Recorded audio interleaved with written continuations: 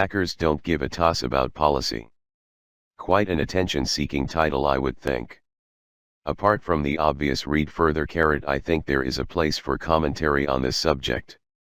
I am sure many of my industry colleagues will disagree, but have we been lured into a false sense of security relying on policies and accreditation certificates?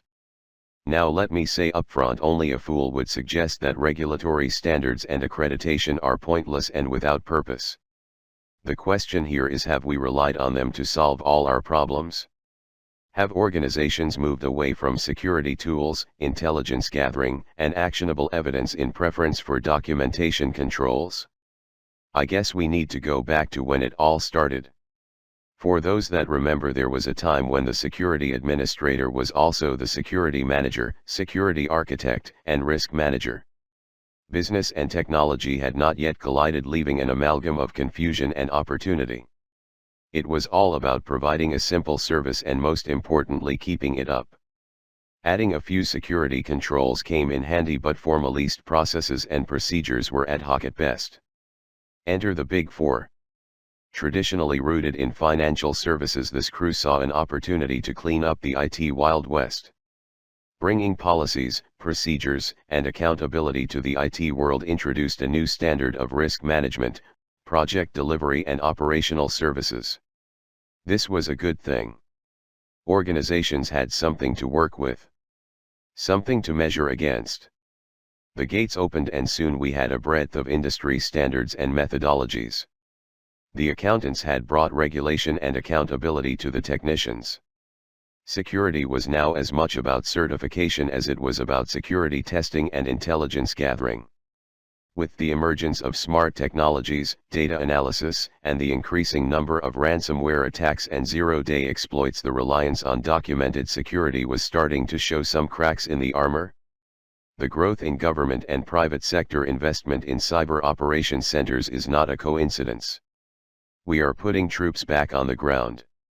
The emergence of cyber hunting and cyber threat intelligence services is an indication we need more actionable evidence. A search of online job sites will quickly highlight the increased number of postings for penetration testers, ethical hackers, and cyber threat analysts. The shift appears to be toward proactive services. The need to find out what may happen before it happens. A proactive cyber response plan in preference to a post-attack reactive posture. As stated in the introduction, hackers don't give a toss about policy. They understand technology and they understand human behavior. Additionally, with an increase in attack vectors, the convergence of information and operational technologies, hackers do not assess their victims on whether they are currently certified, industry compliant, and appropriately governed. It is far simpler than that. Hackers will most likely seek flaws and weaknesses in defense controls, flaws that can hide a zero-day attack until it is ready to launch. Some may say the age of the accountant mindset is over and the age of the engineer has begun. It is evident a need for engineering-like precision is required to address emerging cyber attacks. To further make the point, recent attacks on large organizations have shown that although well certified and compliant, many were soft targets to sophisticated attacks. They effectively had no eyes when it came to mapping the attack vector. Progressive enterprises and certainly government insiders are aware we need more on the ground to address this wave of cyber disruption. Of course, there will be challenges. Selling the need for cyber threat intelligence services to a broader management base that by and large are more comfortable with policy and standards documentation than cyber attack analysis data will require some work. As I mentioned earlier, only a fool would disregard the place and importance of accredited certification, policies, and standards. However, in a smart world, these controls on their own simply will not do.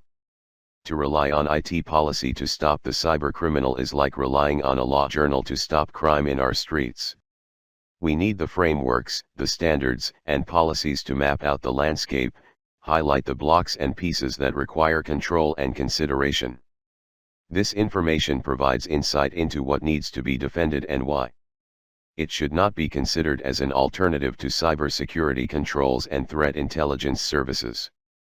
After all, when toe-to-toe, I think most would prefer a cyber warrior equipped with an abundance of cyber bullets than a kit full of instruction manuals.